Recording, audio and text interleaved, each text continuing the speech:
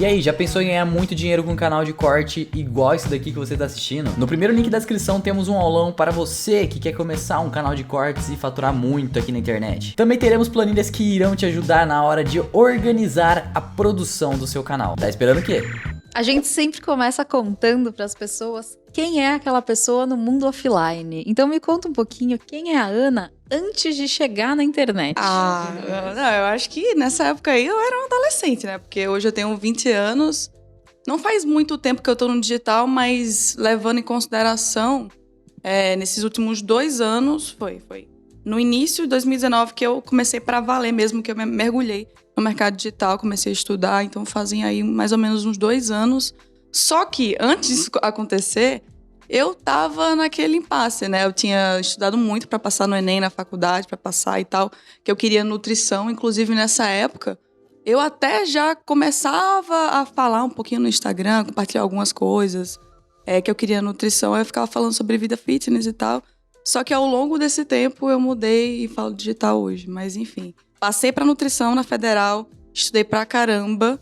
E antes mesmo de começar a faculdade, eu larguei, porque eu entrei num processo de autoconhecimento naquele momento que você tem as férias antes de começar as aulas da Federal. E aí, cara, eu vou aproveitar esse momento para estudar e me autoconhecer um pouco mais. E foi aí que simplesmente eu desisti de fazer faculdade. Eu vi que aquilo não fazia parte da minha personalidade de forma alguma. E foi natural, de fato, empreender para mim foi bem natural. Eu sempre fui uma criança, um adolescente que dava os seus pulos. Na infância, eu vendia desenhos na escola, vendia balinha. Na adolescência também. Eu sempre fui uma adolescente que gostava de dar os seus pulos. Quando eu larguei a faculdade, aí você imagina, o meu pai, ele é servidor público. Minha família inteira é super tradicional. Eles são minha tudo da família inteira estabilidade. Então. Não, eles acharam que eu estava louca, que eu tinha pirado, que é assim... você tá trancada nesse quarto, você tá enlouquecendo nessa tela aí, tá inventando de largar a faculdade, minha filha, não faça isso, que é só a faculdade que vai te dar o seu futuro e tal. Mas foi bem nesse momento que as coisas estavam meio complicadas, que eu fui conversar com os meus pais, que eu ia tomar responsabilidade por tudo o que acontecesse, por todas as consequências, por tudo que eu tava fazendo naquele momento. E aí... eles cortaram a minha mesada. E eu fiquei zerada. Mentira! E a mesada não era muito grande, não. Era R$250 que eu tinha pra comprar livro e tal, essas coisas. Mas cortaram e aí foi o momento que eu comecei mesmo a ter sangue nos olhos. Aí, nesse começo, aí eu tive que trabalhar como freela. Eu usava o Orkana pra trabalhar como designer. Também prestavam serviços locais na minha cidade, de freelancer. E ao longo desse tempo, eu fui juntando dinheiro, que era o meu objetivo, R$2.000, pra começar de fato no digital. Eu comecei com e-commerce sem estoque, que eu agradeço muito por ter iniciado por esse caminho, porque eu diria que foi uma faculdade do mercado digital. Porque quando eu comecei, eu tive que aprender copy, tráfego, landing page... fazer tudo. Fazer tudo, gestão, logística. Então, assim, eu tive um crescimento, assim, no meu repertório, assim, absurdo. Absurdo, porque eu tive que lidar com todas essas áreas sozinha. Mas e como foi, tipo, no começo, assim... seus pais não aceitaram. Não. E, pelo jeito, não aceitaram muito porque cortaram até a mesada. Foi. E aí, Não, mas é porque eles queriam fazer com que ela, tipo, você quer isso mesmo? Então se vira pra conseguir, né? Se vira, eu não vou ajudar, porque eu não acredito nisso. Então aí eu... Mas aí, eles ainda foram legais. Porque tem muito pai que bota de castigo e fala não, ou você vai embora de casa, ou você faz o que eu mando. Eles foram expulso. Eles foram um coisa pouco muito mais... pesada. Mas depois, quando você entrou nesse meio, você aprendeu tudo a fazer tudo. Mas antes de você chegar para os seus pais e anunciar, não, eu vou empreender no digital, vou começar no digital, você já sabia que você ia ter que aprender tudo isso? Você já tinha essa noção? Ou a hora que você chegou, você falou...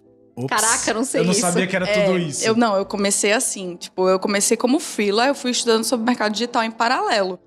E quando eu fui estudando, eu fui percebendo, né, que é muita coisa, assim, você não vai construir um conhecimento eficaz para você ter resultado em pouquíssimo tempo.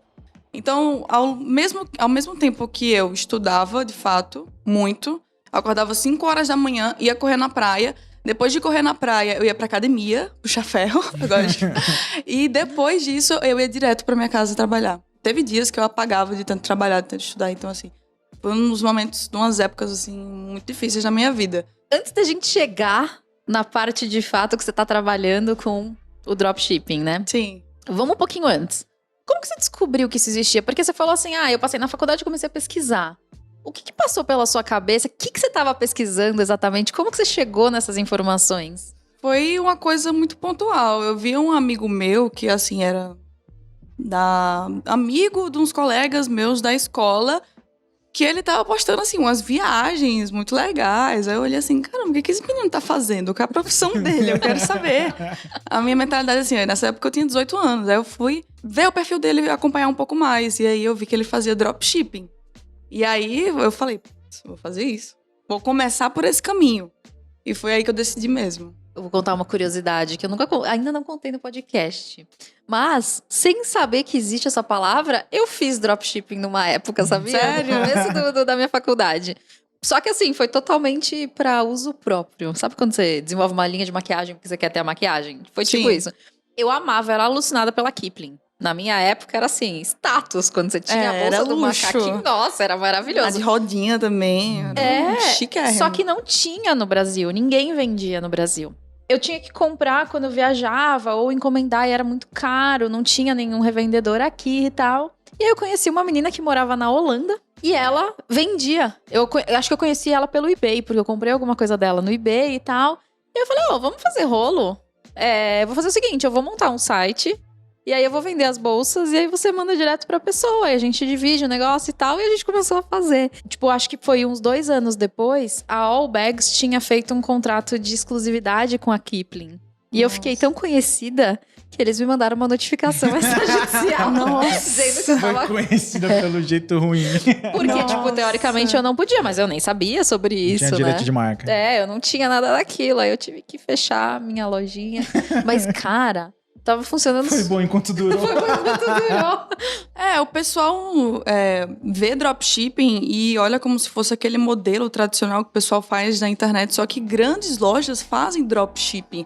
A Magazine Luiza faz dropshipping, ou seja, ela deixa os vendedores lá no marketplace dela para vender.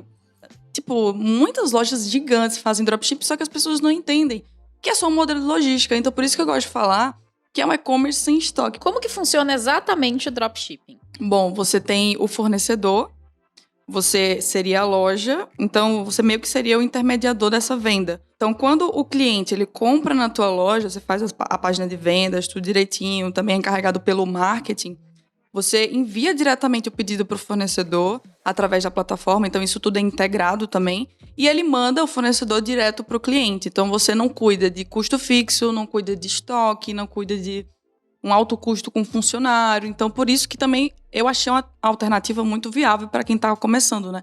Porque você não tem uma barreira de entrada muito grande, você pode começar com pouco capital. E como é que era o seu negócio? Como que ele surgiu? Como que ele começou? O que você vendia? O que você vendia? Um dos meus primeiros produtos que mais vendeu, assim, que pegou realmente tração e que me trouxe resultado de fato, foi aqueles ring lights. Ah, que legal. Aí eu fiz uma copy que era basicamente... Você sabia qual é o segredo das blogueiras para ter uma maquiagem perfeita, uma iluminação e tal? Eu meti essa copy e aí eu consegui escalar. Aquele produto foi um dos meus primeiros produtos vencedores. No início eu comecei sozinha, minha loja, claro. Aí, enquanto foi escalando, eu tive que me virar na raça mesmo a delegar, a construir equipe, delegando primeiro o suporte, depois o operacional e tudo isso. Cara, é muito legal isso. Eu gosto muito de ver essas histórias, porque a gente traz pra realidade que é possível fazer. Uma pessoa em casa sozinha, sem mesada, Total. né, que não tinha apoio de ninguém, literalmente, conseguiu fazer.